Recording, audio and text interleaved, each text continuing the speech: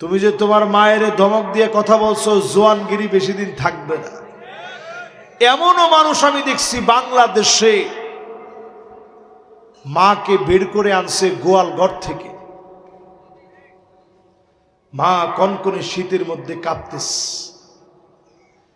ছেলে কম্বল দিয়ে ঘুমায়, মায়ের গোয়াল ঘরে রেখে সন্তান স্ত্রী নিয়ে ঘুমায়। পুলিশ গিয়ে মারে উদ্ধার করে এনেছে। গোয়াল ঘরে মা শীতে কাঁপতেছে। মারে বলছে, মারে তোমার কি কোনো অভিযোগ আছে? মা বলে, না না, কোনো অভিযোগ নাই, কিন্তু আমার সন্তানটারে ছোট্ট পেটের ভিতরে আমি মা জায়গা দিয়েছি। আমার সন্তান কত লাথি মেরেছে, মনে কষ্ট পাইনি। সন্তানের নড়াচড়া গুনে গুনে রেখেছি,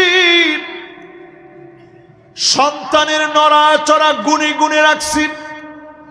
সন্তান নড়লে মায়ের মতো বড় ভালো লেগেছে, মন ভরে গিয়েছে আমার খোকা নড়ে। খেতে গেলে মা খাওয়া বন্ধ হয়ে গেছে, সন্তান পেটের ভিতরে লাথি মেরে দিয়েছে। যেই সন্তানের জন্য মা এত কষ্ট করে, যেই সন্তানের জন্য মা এত কষ্ট করে, সেই সন্তান মারে ভুলে যাক, মায়ের জন্য ছোট্ট একটা খাট দিতে পারে না। যেই মা সন্তান না খেলে খেতে পারে না, সন্তানরে না খাওয়া মা খায় না, এমন সন্তান যখন মায়ের ভুলে যায়, জেনে রাখেন ওই জমিনের ভিতরে যিনি আযাব দিয়ে দেন তিনি কে? যারা বিবাহিত আছেন স্ত্রীদেরকে বলে রাখবেন, যা ঘরে আছে, যখনই আমার মা আসবে আমার মা খাবে। আমার মা যখন যা মনে চায় নিজ হাতে ধরে খাবে। তোমার কাছ থেকে মা যেন অনুমতি নিয়ে খেতে না হয়, উনি আমার মা। ঠিক কিনা বলেন? কয় নাম্বারে আছেন? একটু জোরে কর, জোর হলো না। 7 নম্বরে প্রিয় ভাইয়ারা আমার, আদনা সাদিকহু, বন্ধুদের জন্য যুবকেরা পাগল হয়ে যাবে। এখন একজন মুরব্বী ডাক দিছে, আয়ো। ও তাহলে এবার একটু আপনারা বলেন তো দেখি, বন্ধুদের জন্য বর্তমান সমাজে কিশোর গ্যাং আছে না নাই? Free fire, PUBG. কি পাবজি কইছি বলে তুমি স্লোগানটা একটু বেশি কিনলিগা। এরপরে দেখবেন টিকটক আছে না নাই? চুলের কাটিং দেখবেন সব একরকম। ঠিকনি ঠিকনি ঠিকনি, মাশাআল্লাহ। মেহমানরা আছে তো? আমি তো ধরতে পারতেছি না হাতে। এবার আপনারা আমার লগে লগে কোন সবাই আছেন ইনশাআল্লাহ? আজকের ওয়াজ সবাই শুনে যায়, কোন সময় আটকা আল্লাহ ধরে কইতে পারবেন না। নিজেরে ঠিক করেন। আমি দেখতেছি বাংলাদেশের ভাগ্যা আকাশে একটার পর একটা আযাব এসে গেছে। আল্লাহ খালি ফেরেশতাদেরকে বলতেছে, আরেকটু সরায় নে, আমার বান্দাদেরকে সুযোগ দে। জোরে কোন আল্লাহু আকবার। ও আমার ভাইয়েরা, যতজন আমার সামনে বসছেন, বন্ধু বানাবেন ওই ছেলেরে, যেই ছেলে ফজরের সময়ে নামাজের জন্য ডেকে নিয়ে যাবে, এমন ছেলে আমার বন্ধু হবে। আমার বন্ধু হবে ওই যুবক, যে যুবক নিজে কোরআন পড়বে, হাদিস পড়বে, এমন যুবক আমার বন্ধু হবে। এমন বন্ধুর কারণে আমাকেও যিনি মাফ করে দিবেন তিনি কি? আল মারউ মাআ মান আহাব্বা, ও যুবক তোমার বন্ধু ভালো বানাও, এই বন্ধু তোমার আখিরাতের সঙ্গী হবে। আমি যেদিন মিশর থেকে চলে আসতেছি 5 বছর পরে, 5 বছর একটানা পড়াশোনা করে, 5 বছর একটানা পড়াশোনা করে আমি যখন মিশর থেকে ফিরে আসতেছি, সোমালিয়ার আমার একটা বন্ধু ছিল, সোমালিয়ান, ওর নাম ছিল মোহাম্মদ। তো আমি দেখলাম মোহাম্মদ গেটের সামনে দাঁড়ানো আছে, ফজরের নামাজ পড়ে রওনা হয়েছি এয়ারপোর্টের দিকে। 5 বছরের চিরচেনা হোস্টেলটা রাইখা চলে আসতেছি। তো মোহাম্মদের সঙ্গে যখন আমার গেইটে দেখা, ও আমারে জড়ায় ধরে বলতেছে, তুমি আমার খুব ভালো বন্ধু ছিলা, মনে হয় না আর জীবনে কোনোদিন তোমার সঙ্গে দেখা হবে। যদি ছোট্ট দুনিয়ায় দেখা না হয়, আল্লাহ যেন আল্লাহর জান্নাতের সিঁড়িতে দেখা করায় দেন। চিন্তা করেন, বিশ্বাস করেন, ওই একটা কথা আমার 5 বছরের এতদিনের যে আত্মীয় স্বজনের দেখার স্বপ্ন সব মাথা থেকে উড়ে গেছে। বারবার আমার কাছে মনে হইতেছে, আহারে সে বলছেটা কি, যদি দুনিয়ায় আর কোনোদিন দেখা না হয়, নালতাকি ফি বাবিল জান্নাহ, আল্লাহর জান্নাতের দরজায় আমরা সাক্ষাৎ করব। জোরে কোন আল্লাহু আকবার। ও যুবক, তোমার বন্ধু হবে এমন যুবক, সেই যুবক নামাজের কথা বলবে, যে যুবক কোরআন পড়তে বলবে, হাদিস পড়তে বলবে, ইসলামী সাহিত্য পড়তে বলবে, আত্মসমালোচনার কথা বলবে। ঘুমানোর আগে তুমি নিজে নিজে সমালোচনা করবা, আমার অনেক গুনাহ হয়ে গেছে, আমার অনেক অন্যায় হয়ে গেছে, আয় আল্লাহ আজকের রাত আমার জীবনের শেষ রাত হয়ে যেতে পারে, আজকের ঘুম বিদায় ঘুম হয়ে যেতে পারে। আন্নাউমু আখুল মাউত,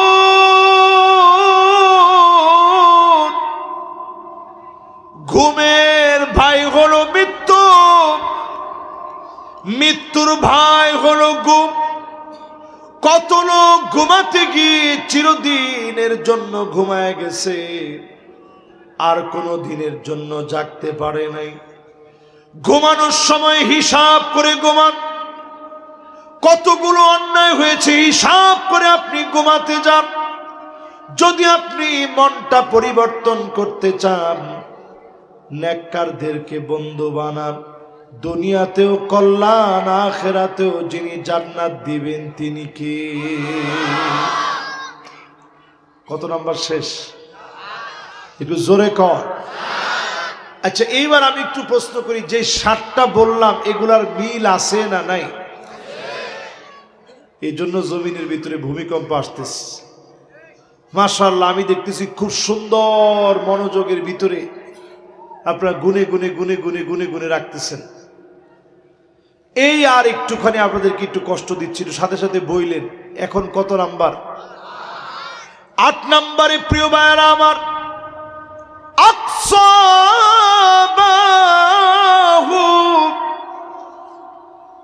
বাপরে মানুষ বড় পর মনে করবে, দূর দূর করে বাপরে তাড়ায়া দেবে। অনেক যুবক বাপের সামনে গিয়ে বলবে, তোমার কাছ থেকে কি পাইছি আমি?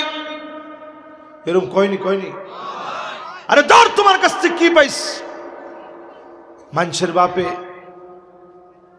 ওই যে কি হুন্ডা গুলার নাম তো আমার এরকম জানা নাই, R15 না রে? দেখছেন দিছিনি একটা কিনা, মনের মধ্যে কি আফসোস, দেন নাই। দেখছেন ফুলা মানের আফসোসই হয়েছে, হুজুর একটা R15 লাগবে। কিন্তু বাজান R15 এর লাগে অন্তত বাপের ধমক দিও না। বাপ সব দিস। আমি মিশরে যাওয়ার সময় একটা ল্যাপটপ দরকার ছিল, বেশি দরকার না, এমনি দরকার হইলে ভালো হইতো। আমি একবার শুধু একটু মুখ দিয়ে বলছি, আমার আব্বা বলছে যে বাজান যদি আমার রক্ত বিক্রি করেও কিছু করতে হয়, তোমার কোনো কষ্ট হোক এটা আমি হইতে দিব না, তোমার যা লাগবে তুমি বলবা। আমার আব্বা একজন আলেম মানুষ, একজন মুহাদ্দিস, তিনি বললেন যা লাগবে তুমি ওইখানে গিয়ে শুধু আমারে বলবা। প্রায় সময় আমারে বলতেন বাজান টাকার জন্য কষ্ট করো না, আমারে বলবা। আমি অনেক রাত না খেয়েছিলাম, কিন্তু বাপের নিয়ে কষ্ট হয়, এই জন্য কোনোদিন বলি নাই যে আব্বা দেশ থেকে টাকা পাঠান। যে স্কলারশিপ দিত কষ্ট করে ওইটা দিয়ে খেয়ে না খেয়ে কষ্ট করে পড়াশোনা করছে। ও যুবকেরা, যতজন আমার সামনে বসছেন কোশ্চিন কালেও বাপেরে বলবেন না তোমার কাছ থেকে কি পেলাম।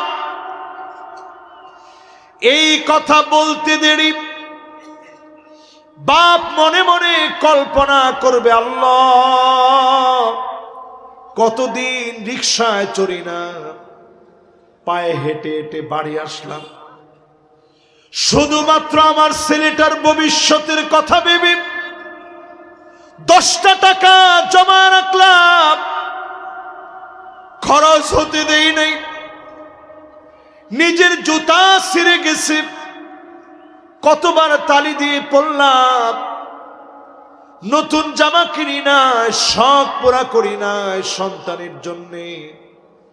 এই সন্তান যদি বলে তোমার কাছে কি পেলাম, এটাকে আল্লাহর হাবিব বলেন আকসাবাহু,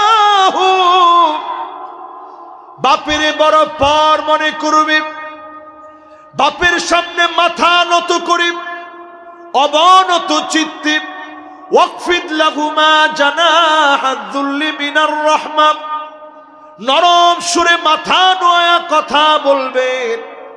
ভাগ্য যিনি পরিবর্তন করে দিবেন তিনি কে? 5টা কারণে ভাগ্য পরিবর্তন হয়। হাত উঠায় বলেন কয়টা? সবাই বলেন আরো জোরে। 1 নম্বরে লাগবে পিতামাতার দোয়া। লা ইয়ারুদ্দুল কদা, ততক্ষণ ভাগ্য পরিবর্তন হয় না ইল্লাল বির, পিতামাতার সাথে সুন্দর আচরণ করলে ভাগ্য যিনি বদলায় দেন তিনি কি? ভাগ্য পরিবর্তনের জন্য লা ইয়ারুদ্দুল কদা ইল্লা দুআ, দোয়া করলে ভাগ্য বদলায় যায়। কোন আল্লাহু আকবার। আপনারা ভাগ্য বদলানোর জন্য বাবার কাছে যান, দোয়া করেন, মায়ের কাছে দোয়া চান, মায়ের সাথে সুন্দর ব্যবহার করেন। ভাগ্য পরিবর্তনের জন্য সিলাতুর রহিম, আত্মীয় স্বজনের সম্পর্ক বাড়ায় দেন। বোনের খবর নেন, ভাইয়ের খবর নেন, ফুফুর খবর নেন, খালার খবর নেন, চাচার খবর নেন, মামার খবর নেন। দেখবেন যিনি ভাগ্য বদলায় দিছেন তিনি কে?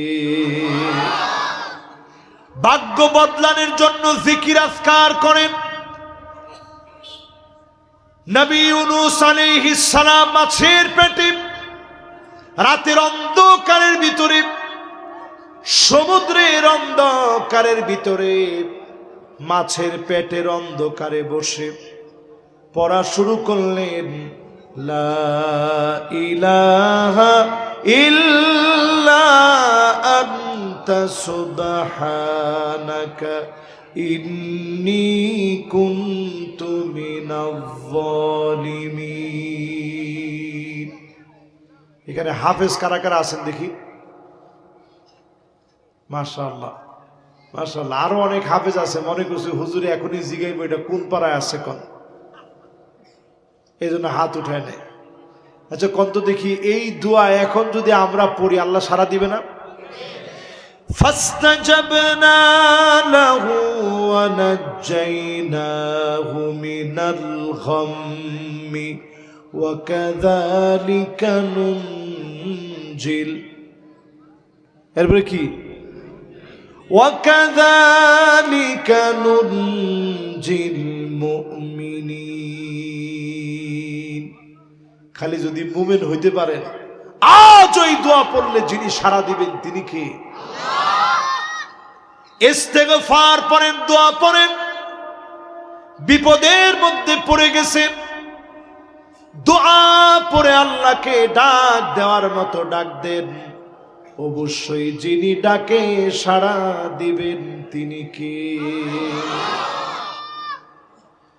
5 নম্বরে ভাগ্য পরিবর্তন হবে দান সদকা করলে। ঠিক নি, ঠিক নি, ঠিক নি? আমরা কয় নম্বরে জানি ছিলাম? খেলাছে লিল্লাহে তাকবীর। আমি মনে করছিলাম এতক্ষণে আপনারা ঘুলায় ফেলাইছেন, এমদিন জায়গা মতো একেবারে আছেন। তাহলে কয় নম্বরে আছেন? 9 নম্বরে যাহারাতিল আসওয়াতু ফিল মাসাজিদ। মসজিদে মসজিদে আওয়াজ হবে, খতিবরে বাধা দিবে, ইমামরা আটকা দিবে, জায়গায় জায়গায় আলেমদের বিরোধিতা করা হবে। ঠিক কিনা বলেন? এটার ভিতরে তো আমার মনে হয় সবচেয়ে জোরে আপনারা ঠিক বলছেন, চিৎকার দিয়ে আওয়াজ করছেন। এটা কয় নম্বরে আসছেন? তাহলে এই পর্যন্ত যতগুলা বলছি সব তো মিলছেই। ইভেন মসজিদের ভিতরে এখন হট্টগোল শুরু হয়ে গেছে। ঠিক নি, ঠিক নি, ঠিক নি? হাত্তা ইয়াতাবাগান নাসু ফিল মাসাজিদ। পদ পদবী নিয়ে মসজিদে মারামারি হবে, কাটাকাটি হবে, দলাদলি হবে, এমনকি পদের জন্য মারামারি পর্যন্ত হয়ে যাবে। ঠিক কিনা বলেন?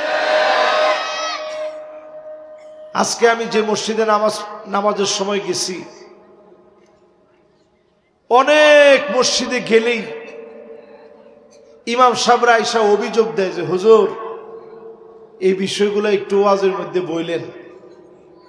কিন্তু আজকে আপনাদের মসজিদে যখন আমি গেলাম, আমার কাছে মনে হয়েছে মাশাআল্লাহ, ইমাম সাহেব, খতিব সাহেব, মুয়াজ্জিন সাহেবের জন্য একটা সুন্দর কোয়ার্টার রাখছে। ঠিক নেই? এটা কোন মসজিদ জানি? এই যে চৌকিদার বাড়ি জামে মসজিদ না? আমি সেখানে গিয়ে আমি তো মনে করছি সুবহানাল্লাহ, মসজিদের সাথে মনে হয় বাড়ি। তো বলতেছে, মুয়াজ্জিন সাহেবের সাথে কথা হইলো, কমিটির লোকদের সাথে কথা হইলো, বললো যে হুজুর এটা উনাদের বাড়ি। তো আমার খুব ভালো লাগলো, দিল থেকে দিল খুশ হয়ে গেল। আলেমদেরকে সম্মান দিতে শিখেন। কিছু কিছু জায়গায় এমন এমন মানুষ আছে মসজিদের ইমামদেরকে মানুষই মনে করে না। আমার ঠিক তো কয় না? ইমাম সাহেবের আইসা জিগায়, ইমাম সাহেব বয়স কত আপনার? চোখ এত বড় বড় কইরা। ইমাম সাহেব কয় বয়স আর কত? চাচা আমার বয়স 30 হয়েছে। কয় আমার বয়স তো অলরেডি 72 চলে, কিন্তু রুকু সেজদা সবই আপনার আগে দিতে পারে। খালি মিয়া দেই না কেলা, বুঝেন? যদি নামাজটা না হয় এই জন্য দেই নেই, সব দিবার পারে আপনার আগে।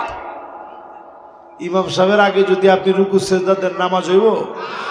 আরে কথা কয় না, নামাজ হইব? রংবাজি সব জায়গায় দেখায় না। ইমামের আগে যে রংবাজি দেখায়, মাথা উঠায়, মা ইয়াখশাল্লাযী আইয়ারফা রাসাহু ক্বাবলা আল ইমাম। ইমামের আগে যেই মাথাটা উঠে, আইয়ুহাউইলাল্লাহু রাসাহু রাসাল হিমার, তার চেহারাটা গাধার মতো হয়ে যেত। শুধু নবীর উম্মত দেখে আল্লাহ মাফ করে দিছে। জোরে করে আল্লাহু আকবার।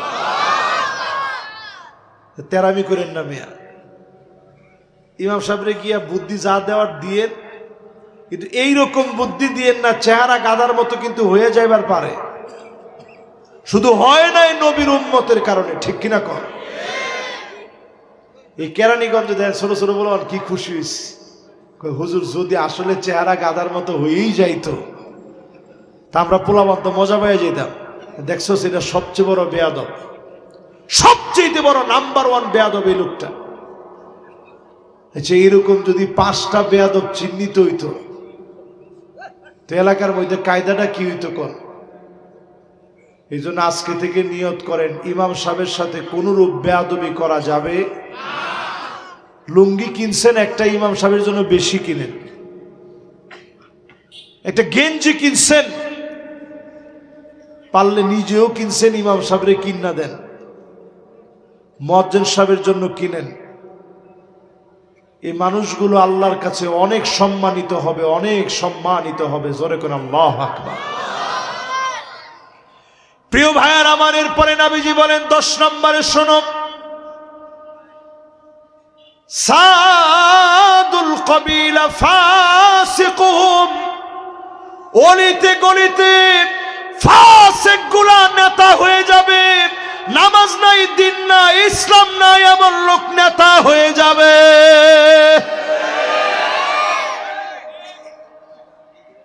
এর মধ্যে ঠিকটা 2-3 দিক থেকে হইছে। সবাই মিল্লা কোন তো ঠিক নি? যেই লোক মনে করে শরিয়া আইন দিয়ে দেশ চলবে না, জেনে রাখেন আজকের মাহফিলে এ কথা প্রকাশ্যে বলার দ্বারা ওই লোকটা ফাসিক হয়ে যায়, কোনো সন্দেহ থাকে না। তাহলে এবার আমার সঙ্গে সঙ্গে আপনি কোন তো দেখি, ফাসিক যদি অলিতে গলিতে নেতা হয়, এই জমিনের ভিতরে ভূমিকম্প হয়। ঠিক নি? ঠিক নি? শুধু জমিনের ভিতরে টেকটনিক প্লেট ফেটে গিয়ে ভূমিকম্প না, ফাসিক নেতা হইলে ও কোথাও গুলি চালায়, কোথাও বোমা ফাটায়, কোথাও চাঁদাবাজি করে। ঠিক না? ঠিক না? তো এমনি তো জমিনের উপরে ভূমিকম্প শুরু হয়ে গেছে। এরপরে আমার ভাইয়েরা 11 নম্বরে নবীজি বলেন, জাইমুল কওমে আরযালুহুম, বড় বড় নেতা যারা হবে, বড় বড় দুশ্চরিত্র লম্পট লোকেরা নেতা হয়ে যাবে। ঠিকটা আপনারা একটু আস্তেই কইছেন, আমিও খুশি। ঠিক নি? মনের মধ্যে কোনো ব্যথা রাখেন না, আমার উপরে কোনো রাগ করেন না। আমার নামই হচ্ছে সাদিকুর রহমান। রহমানের পক্ষে সত্য বলা লোক হইতে হবে আমারে। সাদেক মানে সত্যবাদী। এক্ষেত্রে আমি অন্তত মিথ্যা বলার সুযোগ আমার নিজের নাই। ঠিক কিনা কর? যদি জাতীয় পর্যায়ের নেতা, বড় নেতা দুশ্চরিত্র হয়, পরিষ্কারভাবে বুঝবেন আযাব আসবে, ভূমিকম্পের মতো আযাব আসবে। ঠিক কিনা বলেন? এবার আমার নেতা কেমন ছিল একটু আমি শোনাই, আপনারা শোনেন। হযরত ওমর কেমন নেতা ছিল একটু শোনাই। ফজরের নামাজ পড়তেছেন, আমার নেতা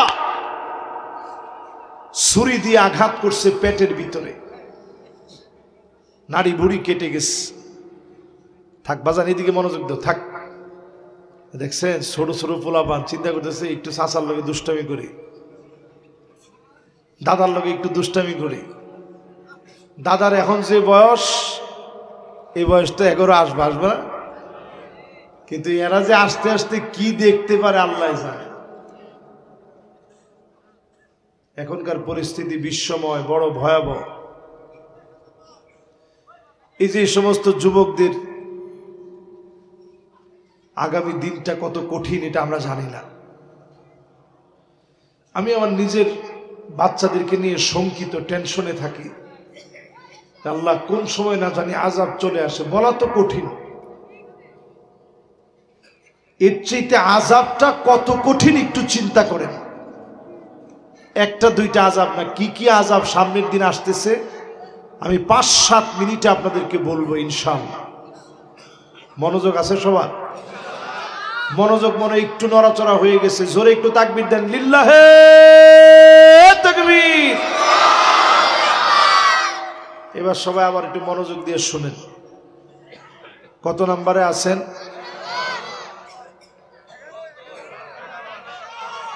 কত?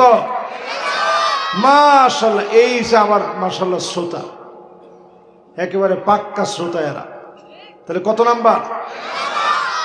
দেখছেন যুবকরা আগামী দিন যে লিড দিবে পৃথিবীতে, এটা বোঝা যায়। এরা ঠিক হলে দুনিয়া ঠিক, এরা ঠিক হলে দুনিয়া অনেক আগেই মুসলমানরা হাতে পেয়ে যেত। খ্রিস্টানদের হিস্ট্রি ঘেটে দেখেন, একটা জায়গায় খ্রিস্টানরা ঢুকে শান্তি প্রতিষ্ঠা করতে পারে নাই।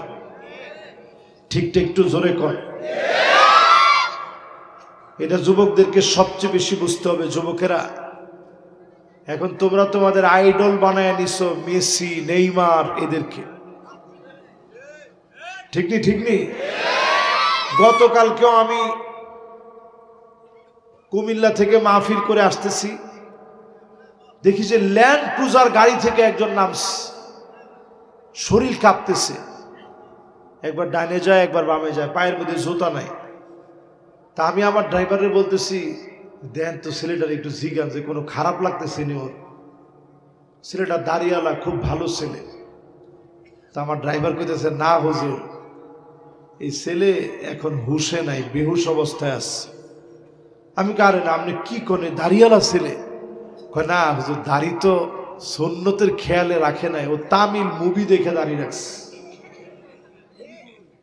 পরে এবার আমিও মিলে দেখলাম যে আসলে এটা তো সুন্নতি কায়দার দাড়ি না, ওইটা অন্য স্টাইলের দাড়ি। ও যুবক, এখন তোমার জাগ্রত হওয়ার সময়। খালিদ বিন ওয়ালিদ মুতার প্রান্তে ৯টা তরবারি ভেঙে ফেলেছে। মাত্র ৩,০০০ সাহাবী ছিল মুসলমান। মুসলমানদের পক্ষে ৩,০০০ সাহাবী, আর কাফেররা ২ লক্ষ বাহিনী প্রস্তুত করেছে। তিনজন সেনাপতি শহীদ হয়ে গেছে। এবার খালিদ বিন ওয়ালিদ মুসলমানদের পতাকা হাতে নিয়েছে, কালেমার পতাকা। ৯টা তরবারি ভেঙে ফেলেছে, প্রাণান্তকর লড়াই করেছে। ওই মুতার প্রান্তে মুসলমানরা বিজয় অর্জন করেছে। মুসলমানদের ত্যাগের সামনে যিনি মুসলমানদেরকে কাফেরদের লক্ষ লক্ষ বাহিনীর সামনে বিজয় দিয়ে দিয়েছেন, তিনি কে? এবার আমার দিকে তাকান। আমি এই বছর মরক্কো গেছি, এই বছর। এই যে দেখেন ইয়ংরা যারা বসছে, এইরকম একজন ইয়ং ছিল তারেক বিন জিয়াদ, নাম শুনছেন? দেখি যুবক কে কে তারেক বিন জিয়াদরে চিনো, হাত তুলো তো দেখি। মাশাআল্লাহ, এই হাত তোলাটা একটু জোরে সোরে দেখতে চাই। ১ জন, ২ জন। আর কে কে জানেন তারেক বিন জিয়াদরে, কে কে চিনেন দেখি? 2টা লোক চিনে, মাশাআল্লাহ। ৩ জন উলামায়ে কেরাম, মাশাআল্লাহ, উলামায়ে কেরাম তো চিনবেই, মাশাআল্লাহ। দেখেন পুরা মাহফিলের ভিতরে আমরা কয়জন চিনি? এবার দেখি আলেকজান্ডার কে কে ছিলেন, হাত তুলেন তো দেখি। না না না, আরে বেটা খলনায়ক না, বেটা খলনায়কের খাওয়ান আছে। মাশাআল্লাহ, 1 জন চিনে, হাত নামান। আসলে উনি জ্ঞানী মানুষ। এবার তারেক বিন জিয়াদের কথা বলছিলাম, ওনার সঙ্গে মুসলমান ছিল মাত্র ৭,০০০। আমি এবার আটলান্টিক মহাসাগরের ওই জায়গায় গেছি যে জায়গা দিয়ে উনি পার হয়ে গেছেন। ওই জায়গায় গিয়ে আমার এতিমের মতো কান্না আসছে। আহারে, আজকে আমরা পৃথিবীতে ২ কোটি মুসলমান মার খাচ্ছি। ২০ কোটি মুসলমানের মাথার উপরে ছাদ নাই, শরণার্থী হয়ে গেছে মুসলমানেরা। আমার ফিলিস্তিন, আমার সোমালিয়া, আমার ইথিওপিয়া, আমার সুদান, আমার কাশ্মীর, আমার তুর্কিমিনিস্তান, আমার তুর্কিস্তান, কিরগিজস্তান, উজবেকিস্তান সহ সারা দুনিয়া মুসলমানদের জন্য জেলখানা হয়ে গেছে। জায়গায় জায়গায় মুসলমানদেরকে মারতেছে। হাত্তা তাদাল আকালা ইলা কসাতিহা, দস্তরখানায় খাবার বেড়ে যেভাবে মেহমানদারি করা হয়, কাফেররা কখনো বলে মায়ানমারে মারো,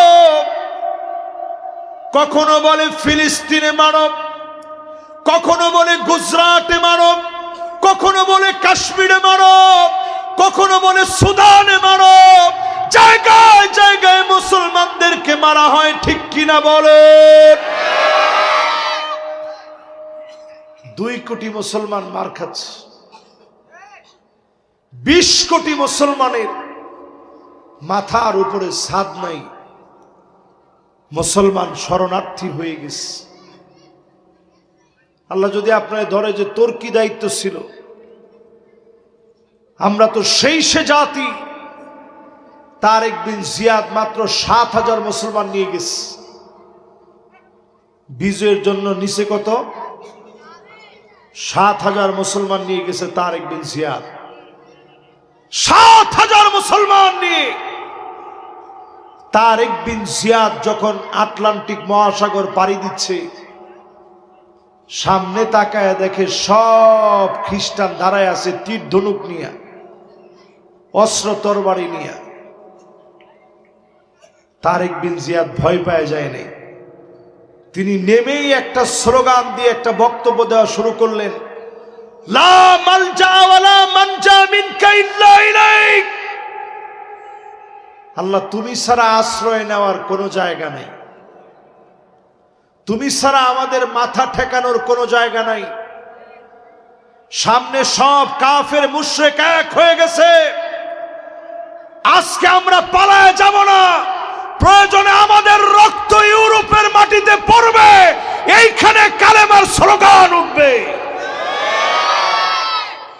তিনি যখন এই কথা বললেন, সঙ্গে সঙ্গে পরিস্থিতি অন্যরকম হয়ে গেছে। সবাই তাকবীর দেওয়া শুরু করলেন, তাকবীর।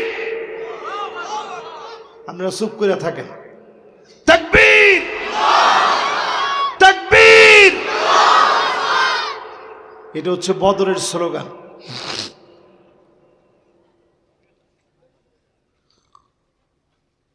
এটাই হচ্ছে উহুদের স্লোগান, এটাই হচ্ছে খন্দকের স্লোগান, এটাই হচ্ছে তাবুকের স্লোগান।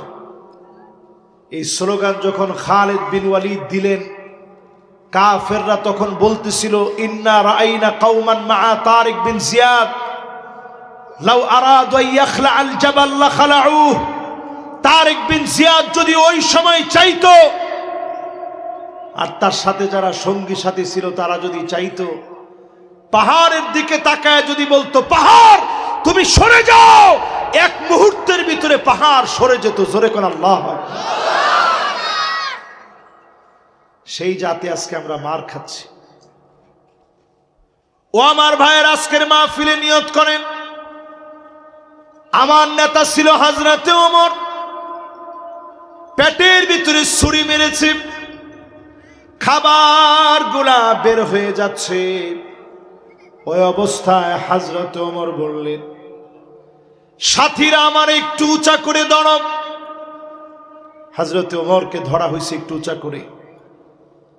তিনি উঠেই বললেন, মান কানাত মিন কিবালি মাজলামা, কারো উপরে যদি আমি ওমর জুলুম করে থাকি, ফালিয়াক্তাসু মিন্নি ক্বাবলাল কিসাস ইয়াউমাল কিয়ামা, আল্লাহর আদালতে বিচার হওয়ার আগে এখনই তোমরা আমার বিচার করো।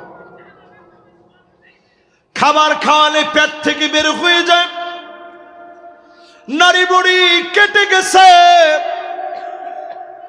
ওই অবস্থায় তিনি বলেন, কেউ যদি আমার কাছে কষ্ট পেয়ে থাকো, প্রতিশোধ নিয়ে নাও। সবাই কান্নায় ভেঙে পড়লেন।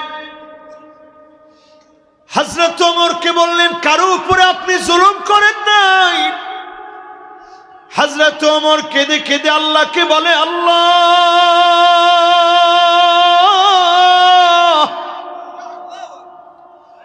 আমি ওমর বিচার করতে গিয়ে জুলুম করি নাই, আমারে শাস্তি দিও না মালিক।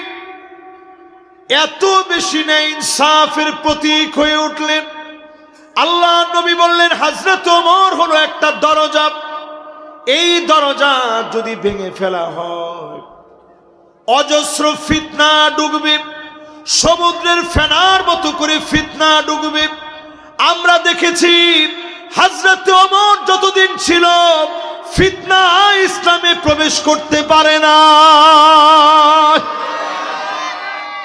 ঠিক নেই? শেষের দিকে চলে আসছি আমরা, আর মাত্র 3টা বাকি আছে। একটা লোকও এখন উঠা যাবে না। অত্যন্ত মনোযোগ নিয়ে আপনারা শুনছেন।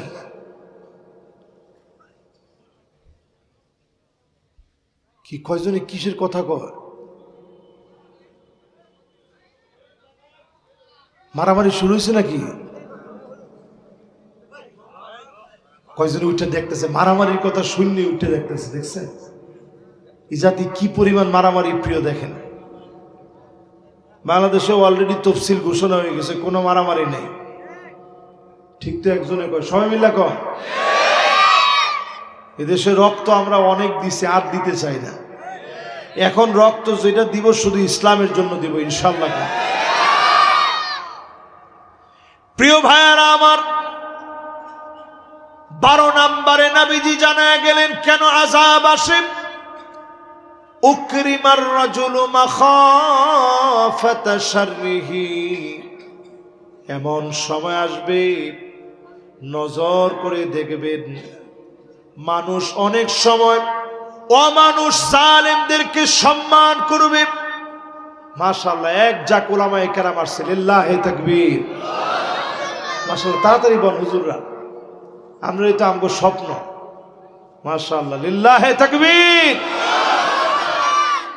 আমরা এরকম মাহফিল শুনতে যাইতাম, তো মাহফিল শুনতে গিয়ে নোট করতাম। আলেমরা থাকলে ওই বক্তার ওয়াজ ভালো হইতো। এই যে আজকে আমার কাছে ওয়াজ করতে মন চাইতেছে, আমি চাইছিলাম 11:30, 11:30টায় শেষ করবো ইনশাল্লাহ।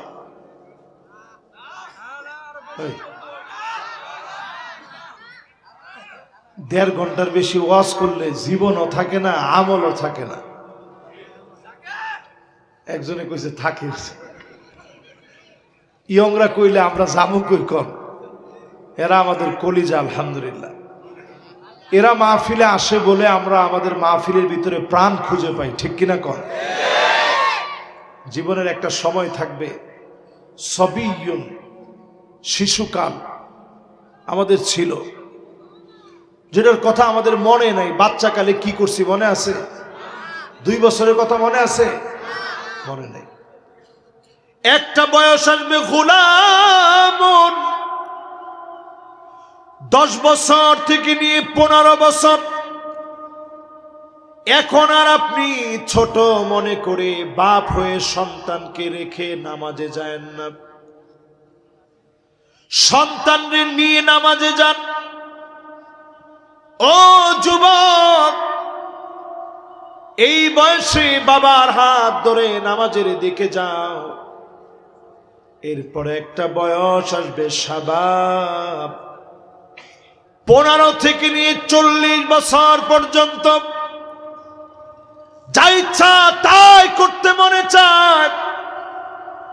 টকবগে যৌবন আপনার, এই সময়টারে আপনি কাজে লাগান। শাবুন নাশা ফি ইবাদাতিল্লাহ, এই সময়ে যদি সময়টারে কাজে লাগাতে পারেন, ডেকে ডেকে মালিক খুশি হয়ে জান্নাতের ফয়সালা করে দিবে। আরশে আজিমের নিচে জায়গা দিবে। মালিক সেদিন নিজে ডাক দিয়ে বলবে, আইনাল মুতাহাব্বুনা বিজালালি,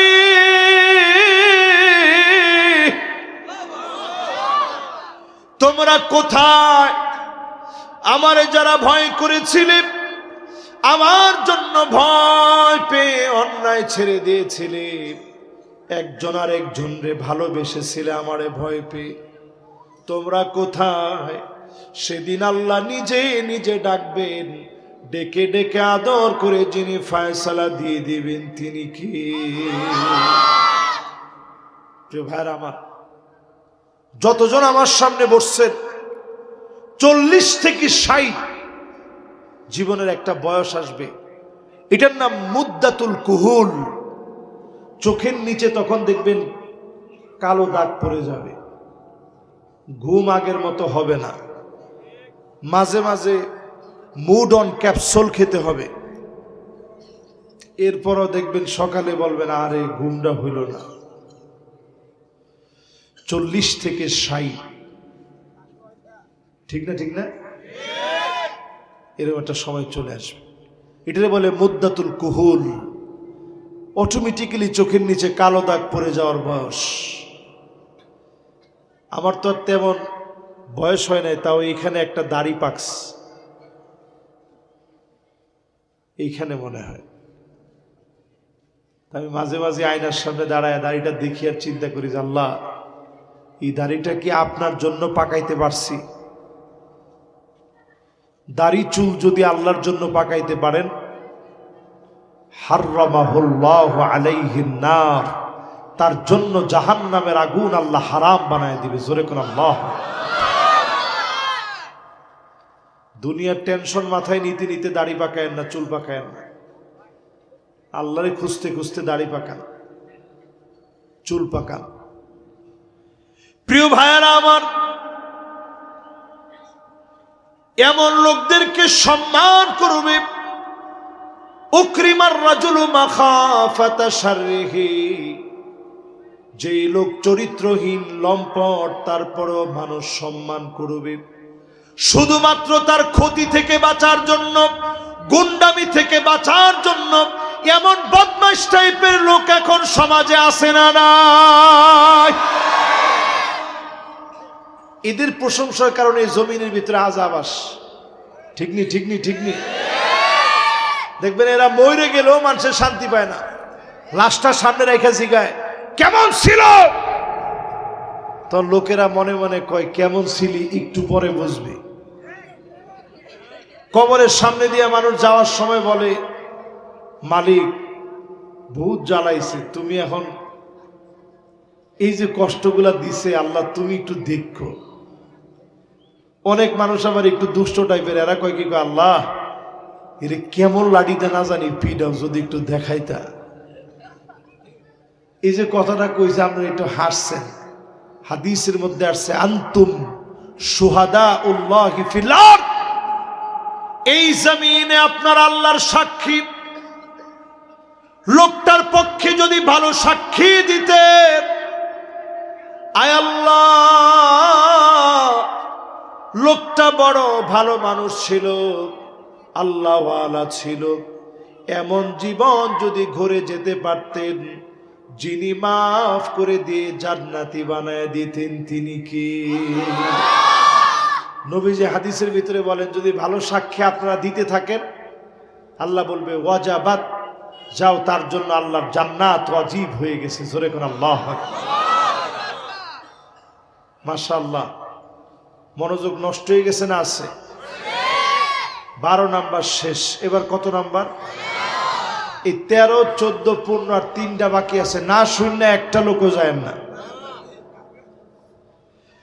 13 নাম্বারে প্রিয় ভাইয়ের আমার আযাব আসে কেন? আযাব আসে কেন? যাহারাতিল কায়নাতু ওয়াল মাআজিফ, এই জন্য জমিনে আযাব আসে, চতুর্দিকে গান বাজনা বেড়ে যাবে, একতারা dotara Setara harmonium piano DJ, কি যে কথা কয় না, কি যে, হ্যাঁ সব পোলা বানায় এটা বুঝে ডিজে। আচ্ছা চিন্তা করেন, এই যে ডিজে মিজে যা আছে, একটু আমাদের সমাজের ভিতরে এখন এগুলা কম না বেশি? মসজিদের সাথে সাথের বাড়ি, উনি গান বাজনা বাজায়। তো সাহসটা কত বড়! মানুষ নামাজ পড়তেছে, সে একজন বাড়িওয়ালা, সে গান বাজাইতেছে। আপনি যদি গিয়ে কোন এই কিরে গান বাজাস কে, তোর কি, এটা আমার বাড়ি, তোর কি? তখন আপনি কইবেন যে আযাব ডাইলে তো তুই আমারে লইয়া মরবি, এই জন্য তুই আযাবের ভিতরে থাকবি, আমার আযাব আনবি, এটা আমি হইতে দিব না। ঠিক কিনা কর? এজন্য আবুল সরকার সহ এরা আলেমদের সাথে বসতে চায়। ওই যে লতিফ সরকার, যে সে ফেসবুকে স্ট্যাটাস দিয়েছে 5 জন আলেম নিয়ে বসবে। আমি আজকের এই মাহফিল থেকে ওপেন চ্যালেঞ্জ, তারা কোন জায়গায় বসবে, কোথায় বসবে, আমরা বসতে রাজি। গান বাজনা টোটালি সম্পূর্ণরূপে একতারা, হালালকে কইছে, একতারা দুতারা সেতারা দিয়ে বাজানো, টুনটুনা টুন টুনটুনা টুন, সব সম্পূর্ণরূপে হারাম। জোরে কোন কি? আরো জোরে কোন কি? হারামরে যদি আপনি হালাল মনে করেন, ঈমান নষ্ট হয়ে যাবে। কি নষ্ট হবে? আপনি যদি মদ বিসমিল্লাহ কয়ে খান, নাউজুবিল্লাহ কন, মদ যদি বিসমিল্লাহ কয়ে খান, এমনি মদ খাইছেন, হারাম কাজ করছেন, গুনাহ হইছে। কিন্তু আপনি বিসমিল্লাহ বলে যদি মদ পান করেন, ঈমান ধ্বংস হয়ে যাবে। ঠিক তেমনি গান বাজনা অকাট্য হারাম, এটাকে সবের কাজ মনে করে যদি কেউ করে, ওই লোকটার ঈমান নষ্ট হয়ে যাবে। ঠিক কিনা কর? এই জন্য আবুল সরকার সব আবুল টাবুলদেরকে বলতে চাই, আমাদের দেশে একটু ব্যাকল টেকল হইলে মানুষে কয় এটা একটা আবুল রে, সালায় পুরো একটা আবুল। ঠিক নেই? ওরে জ্যাম থেকে অমতে হনবো। তো এখন এইরকম লোকগুলা দেখবেন, এরা কিছুইলি চ্যালেঞ্জ দেয়, আসেন হুজুরগুলোকে বইব এরা। তা আমরা ছোটকালে দেখতাম ওই ইসুপগুলোর বসি তুকমার দানা, পাহাড়ি তিল, আমলকি, হর্তকি, বহেরা সব মিলায় হালুয়া বিক্রি করতো। তো এটাতে যখন আমরা এরকম ছোটকালে যাইতাম, হ্যাঁ পিচ্ছি সব, আমরা চিন্তা করতাম যে বাবারে বাবা, এত বড় ডাক্তারের ওষুধটা সামনে খাড়ায় শুনতে পারতেছি না। তো সেই লোক চ্যালেঞ্জ করতো যে আমি চ্যালেঞ্জ করে বলি, কোন এমবিবিএস এফসিপিএস এর বাপের ক্ষমতা নাই আমার ওষুধের ভিতরে ভুল ধরবে। তা আমি চিন্তা করতাম, ভাইরে ভাই, তাহলে হের চাইতে বড় ডাক্তার মনে হয় দুনিয়ার ভিতরে আর নাই। কিন্তু আসলে কি বিষয়টা এমন? ওই আবুল সরকার এবং আরেকটা দেখবেন, একটার নাম আনোয়ার, এটা ডাইরেক্ট একটা জানোয়ার। ঠিক নি? ঠিক নি? ওটা দেখবেন কথা কওয়ার সময় চোখের এরকম মিটমিট মিটমিট করে। এটা আগে ছিল না, ইদানিং আল্লাহ চোখে ডিস্টার্ব দিয়ে দিস। সে নিজে বলতেছে, আমি মইরা গেলে আমার লাশ 1 সপ্তাহ পরে গিয়ে উঠায় দেখবা, যদি দেখো আমার লাশ পয়সা গেছে ফালা দিবা। তোর লাশ পচবো কেমনে? তুই যে পরিমাণ গাঁজা খাইছস আর ফরমালিন খাইছস, তোর লাশ 1 বছর পরে উঠাইলেও পচবে না। এবার চিন্তা করেন, এরা আল্লাহ সম্পর্কে এমন বাজে বাজে কথা বলছে, আপনারা শুনছেন। যেটা শুনেন নাই সেটা বলি। এই আবুল সরকারের জন্য অনেকে এখন মায়া কান্না কাঁদতেছে। এই আবুল সরকার বলতেছে, আল্লাহ যদি 5, নবী আলাইহিস সালাতু ওয়াস সালাম জানায় দিলেন, শরিবাতিল খামর, চতুর্দিকে মদ পান বেড়ে যাবে, মদ আর মদ চতুর্দিকে বেড়ে যাবে। এখন বলেন তো দেখি, ইয়াবা রন্ধ্রে রন্ধ্রে, অলিতে গলিতে, কেরানি গঞ্জে আছে না নাই? হেরোইন, পলিথিন, ড্যান্ডি ড্যান্ডি, দেখছেন ছোট পোলা মানে বুঝা বলেছে, এখন ড্যান্ডি খায় পোলা মানে। আচ্ছা, জুতার আঠা নেশা হইতে পারে, এটা কেমনে আবিষ্কার হইলো বাংলাদেশে? মানুষ কত কিছু আবিষ্কার করে, আর আমাদের দেশে জুতার আঠা আবিষ্কার করছে। এরপরে আবিষ্কার করছে দেখবেন কেরু, কেরু ওই কেরু কোম্পানির ম্যানেজার সে সাক্ষাৎকার দিয়ে বলতেছে যে আলহামদুলিল্লাহ ব্যবসা খুব বাম্পার, ইনশাআল্লাহ খুব অল্প কিছুদিনের ভিতরে আমরা বাণিজ্যিকভাবে বিদেশেও এটা সরবরাহ করব, আপনারা দোয়া করবেন। এটা দোয়া করার জিনিস বলো? সব ব্যবসায় লালবাতি, কিন্তু কেরুর ব্যবসায় এই জন্য জমিনে আযাব আসে মুসলমান। যদিও আমরা হাইসা কথাটা বলছি, কি পরিমাণ নেশা বাড়ছে একটু চিন্তা করে। মা ভিক্ষা করে আইনা সন্তানরে খাওয়ায়, ওই ভিক্ষার চাল নিয়ে বিক্রি করে দিয়ে নেশা করে। এই কিছুদিন আগে এই যে গাজীপুর কালিয়াকৈরে একটা মা পরে সহ্য করতে না পেরে আত্মহত্যা করছে। সন্তান পরে কবর থেকে লাশ উঠায় নিয়ে আসছে, মাদকাসক্ত ছেলে। অথচ এই ছেলের 1 বছর বয়সে বাপ মারা গেছে, মা কোথাও আর বিয়েও বসে নাই সন্তানটার দিকে তাকায়। মারা তো এমনই হয়। নেশা আজকে আমাদের সমাজ ধ্বংস করে দিচ্ছে। বাংলাদেশে মাদক দ্রব্য নিয়ন্ত্রণ অধিদপ্তর আছে, নির্মূল অধিদপ্তর নাই। আমার পার্লামেন্টে যদি আল্লাহর কোরআনকে এস্টাবলিশ করা হয়, মাদক দ্রব্য নিয়ন্ত্রণ না, চিরদিনের জন্য মাদক দ্রব্য নির্মূল হয়ে যাবে। তাহলে পার্লামেন্টে কোরআনের দরকার আছে না নাই? প্রিয় ভাইয়েরা আমার শেষ কথা শুনে মনোযোগ আসেনি? মাশাআল্লাহ, যুবকরা আছো, মুরব্বীরা আছেন। এবার 15 নাম্বারটা শুনেন। وَلُعِنَ آخِرُ هَذِهِ الْأُمَّةِ وَلَهَا। আগেকার বড় বড় আলেমদেরকে গালি দিবে, নেককারদেরকে গালি দিবে। দিছিনি অনেক গালি দেওয়া হয়েছে বাংলাদেশ। এদেশে গালি শুনেছে শাইখুল হাদিস আল্লামা আজিজুল হক রহমতুল্লাহ আলাইহি। মাশাআল্লাহ, দেখছেন কত ভালো যুবক। ফোন দিছে একজনে, কিরে আইতেছস? কোন আইতাছি একটু পরে, ওয়াজে আছে। দেখছেন মনোযোগ আছেন? আলহামদুলিল্লাহ। এই মনোযোগটা নিয়ে বল। শাইখুল হাদিস আল্লামা আজিজুল হক রহমতুল্লাহ আলাইহিকে গালি দেওয়া হয়েছে এদেশে আপনারা গালি দিয়েছেন মুফতি ফজলুল হক আমিনী রহমতুল্লাহ আলাইহিকে, গালি দিয়েছেন আল্লামা আহমদ শফি রহমতুল্লাহ আলাইহিকে, গালি দিয়েছেন মাজলুম জননেতা মরহুম আল্লামা জুনাইদ বাবুনগরী রহমতুল্লাহ আলাইহিকে। আযাব এমনি আসে নাই মিয়া। গালি দিয়েছেন বাংলাদেশের তাফসীর অঙ্গনে এক অনন্য নাম আল্লামা দেলোয়ার হোসেন সাঈদী রহমতুল্লাহ আলাইহিকে। আযাব এমনি আসে নাই। রাজাকার বলে বলে গালি দিছেন। আমার তো মনে হয় 5 তারিখের এই বিপ্লব আসতো না শুধু রাজাকার শব্দের কারণে, আল্লাহর আরশে আজিম ভারী হয়ে গেছে। এজন্য পরিষ্কারভাবে জেনে নেন, আগেকার লোকদেরকে যখন গালি দেওয়া হবে আল্লাহ আযাব দিয়ে পাকড়াও করবেন। কি কি আযাব আসবে 2 মিনিটে শুনেন।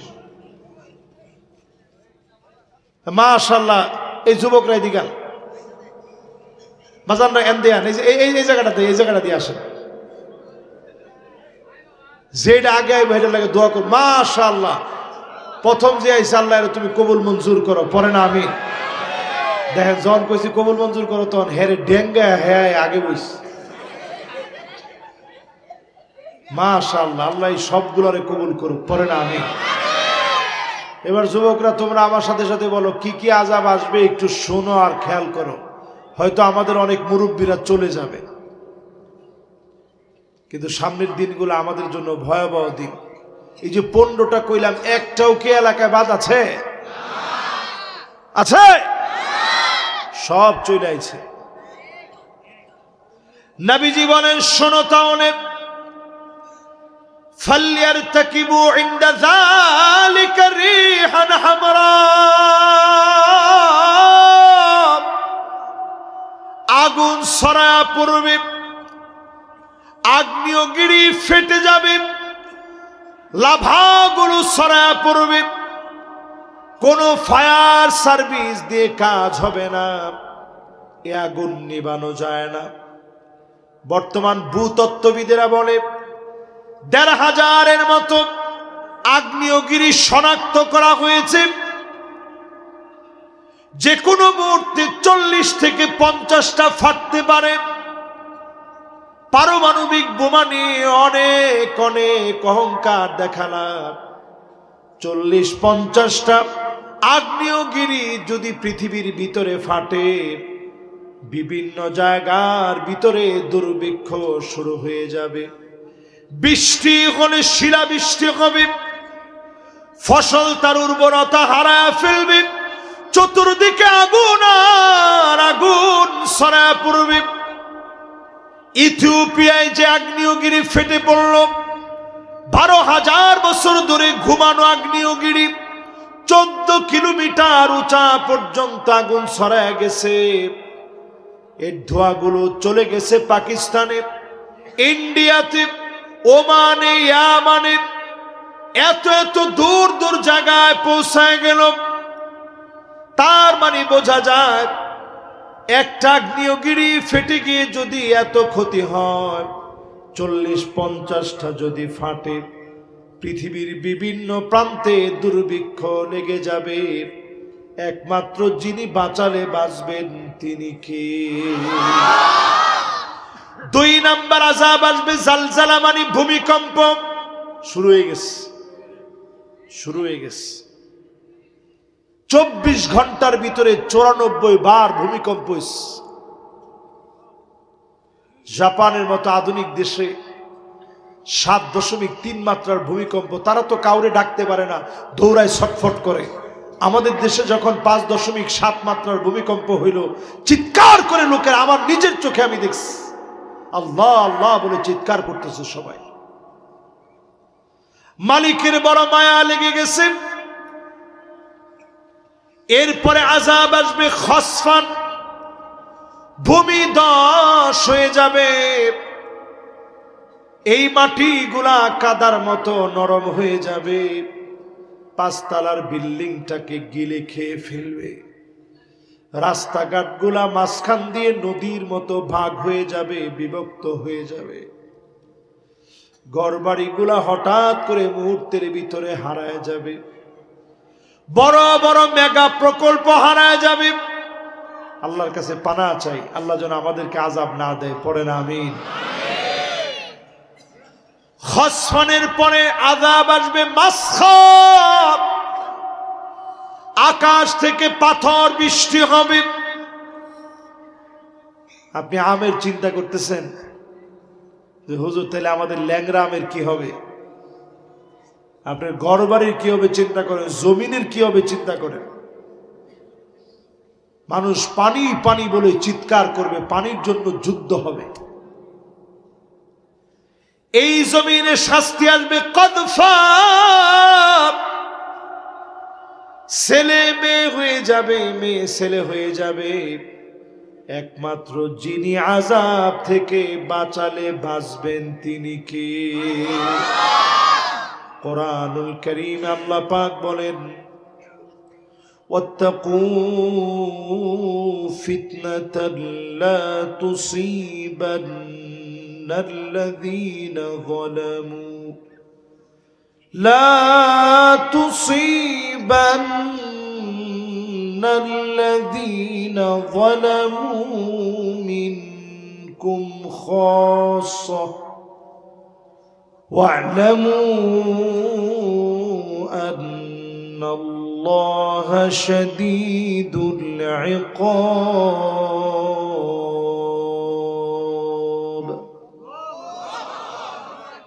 আল্লাহ কয়, গোলাম ভয় করা আমার আযাব রে, আযাব যখন দিমু কেউরে ছাড়বো না, সবগুলোরে পাকড়াও করবো। এরপরও আমার দেশে আল্লাহ আমাদেরকে ছাড় দেয় শুধু ভালোবেসে। জোরে করে আল্লাহু আকবার। প্রিয় ভাইরা, আজকের ওয়াজটা শুনে যদি একটা লোক তওবা করেন, এখন রাত হয়ে গেছে, দিনের বেলায় অনেক গুনাহ করছেন, ইন্নাল্লাহা ইয়াবসুতু ইয়াদাহু বিল্লাইল লিয়াতুবা মুসিউন নাহার। দিনের বেলায় গুনাহ করে ফেলেছেন, এখন রাত হয়ে গেছে, আল্লাহরে যদি ডাক দিয়া বলেন, আল্লাহ অনেক গুনাহ করে ফেলেছি, বুঝি নাই অনেক অন্যায় করে ফেলেছি, চোখ দিয়ে যে পরিমাণ গুনাহ করলেন আল্লাহ যদি নিয়ম বেঁধে দিতেন, এই পরিমাণ গুনাহ করলে তোর দুইটা চোখ অন্ধ হয়ে যাবে। আমার মনে হয় এত পরিমাণ খারাপ ভিডিও এখন আমরা দেখি, চোখগুলো অন্ধ হয়ে যেত। আল্লাহ যদি নিয়ম বেঁধে দিতেন, এই পরিমাণ মিউজিক শুনলে তোর কানটা বধির হয়ে যাবে, আমার মনে হয় অধিকাংশ লোকের কানটা বধির হয়ে যেত। আল্লাহ যদি নিয়ম বেঁধে দিতেন, এই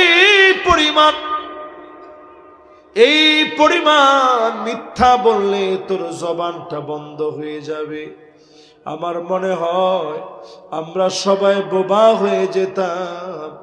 দয়া করে যিনি আরেকটা বার সুযোগ দিয়েছেন তিনি কে?